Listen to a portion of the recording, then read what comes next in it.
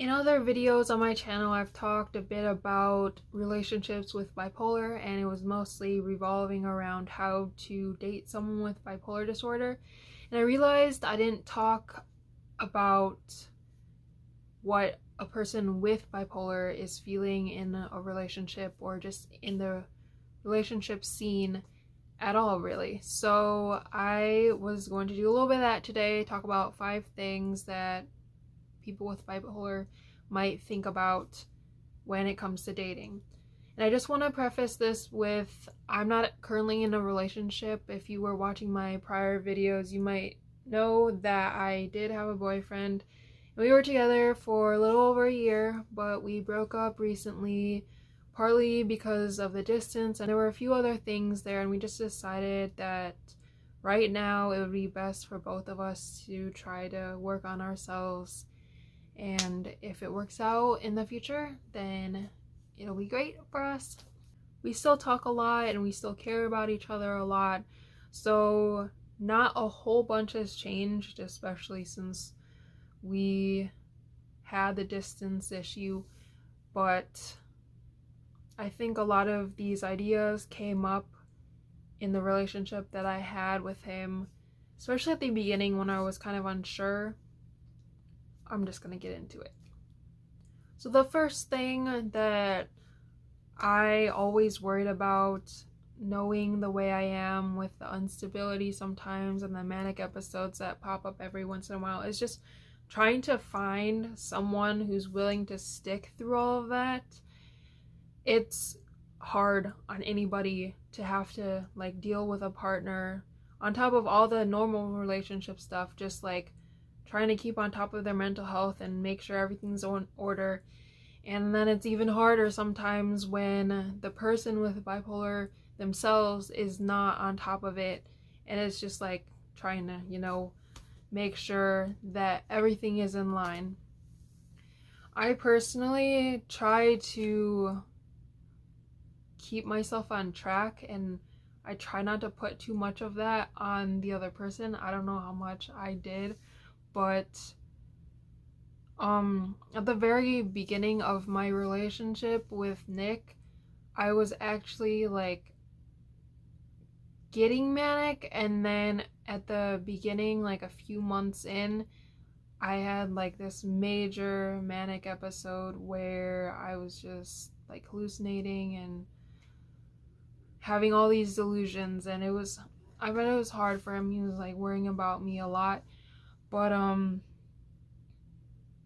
it was after that and realizing how supportive he was that I was just it really made me feel close and safe with him. And just the fact that he saw all of that and was not oh, I'm just gonna find someone else now because this is too hard or whatever, was really oh, maybe this would work out in the future. Because I know that when I just say to someone that I'm getting to know better, oh, I have bipolar disorder, you might see some different parts of me that you aren't expecting or whatever, they're not fully prepared, and then when the time comes, it's just oh, I don't want this sort of thing.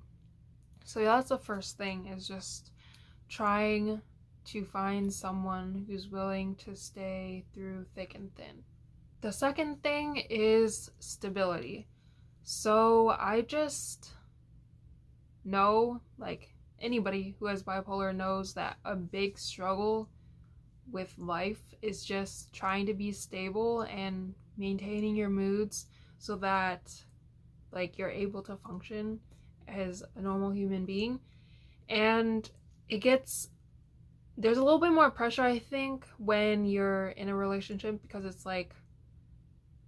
if you mess up on something, if you let your moods get all whack and you kind of go crazy a little bit for a sec, it's you're not only affecting your own life, you're affecting your partner's life, and bad things can happen in a relationship when you don't take care of your health and it just begins to slide. So that is one thing that I'm always thinking about, even when I'm not in a relationship. It's just that there's the added stress of knowing you're going to be causing your partner pain too when things get bad. The third thing I kind of already mentioned in the first one, it's wondering whether your partner will stay. It's like, if they haven't experienced your worst with you, you don't know whether they'll stay long term if they ever see that part of you. And you can hope within yourself that the bad things will never come back and that you'll be able to be relatively stable moving forward. But there's always that little idea in the back of your mind that it could come back, and you're just always a little bit on edge. Like, is this the person that will remain committed to me even when like things are not okay? And a statistic that I heard a while back that was kind of alarming was that 90% of marriages with someone that is bipolar just end in divorce. And I mean, the national rate for like Canada and the US is 40. So that's also not great, but the fact that it over doubles if you have bipolar is just really disconcerting, I think. It's just this idea of, can you beat the odds? Can you do better than like those 9 people? You're like, oh. I mean, it's possible, and it's true that it's like you could have, I don't know, 2 failed ones and 1 successful one, but you know, I guess it's not too great to think about the statistics when you're getting into a relationship. The fourth one is one you're thinking about all the time too, and I also briefly mentioned this before, but it's wondering when your next big episode is coming. Because for me, I haven't been away from mania for so long as to be confident that it won't come back. It's only been a little over a year. So, you know, I'm always expecting it to come back. I think I haven't ever gone 2 years without there being some major manic issue.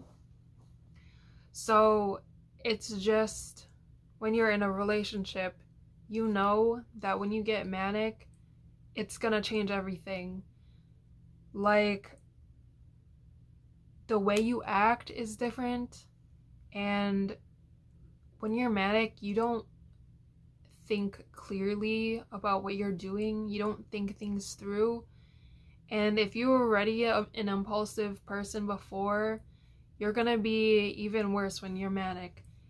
So it's just this whole idea of not trusting what that person is gonna do. They won't even think about whether what they're doing is right or wrong. And I know in the past that when I'm manic, I do what I want, I like say what I want, and I often don't think about the consequences, and it's just like after I'm like, ooh, that was bad, or whatever, you know?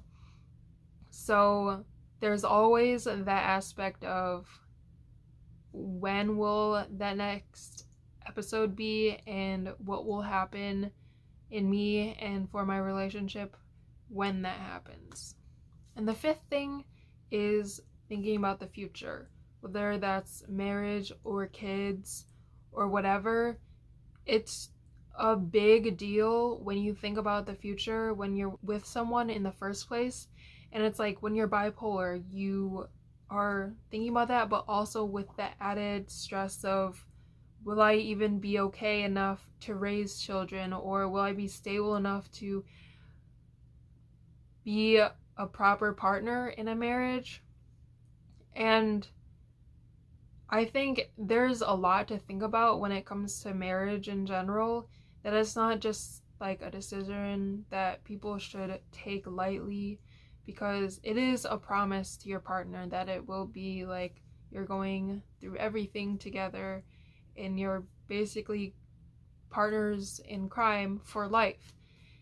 And as someone with bipolar, it often feels like you're taking more than you're giving almost. It's like someone has to be supporting you more than you're supporting them. And even if you're able to offer support when you're more stable, there's always going to be that time when you get really depressed or you get really manic and you're just unable to do things on your own, and you're going to need that person. And, you know, just thinking about that down the line, or if you have kids and you're responsible for other human beings that are like, you know, relying on you for a lot, just knowing that, you know, can I even take care of myself enough to take care of other little humans is just a big, you know, thing to think about. So I think in general, being bipolar does make dating and relationships and marriage and having kids harder. It makes thinking about it harder, and there are added stressors of just what you're able to take on, which is the case for any mental health disorder. You're always gonna be thinking about what you need and whether you are able to take on new responsibilities and think about somebody other than yourself. And then wondering if the person that you're with is going to see you for who you truly are and accept that and like help you through everything that you need in the future. It's just a lot to take in, and really for anyone who's bipolar or anyone who's getting into a relationship with someone who's bipolar, there's a lot of extra things to think about. And I think that down the line I will be encountering new struggles, but I will take them as they come, and of course I'll share anything I learn with you guys. Anyway, I hope you guys enjoyed the video. I will see you guys next time.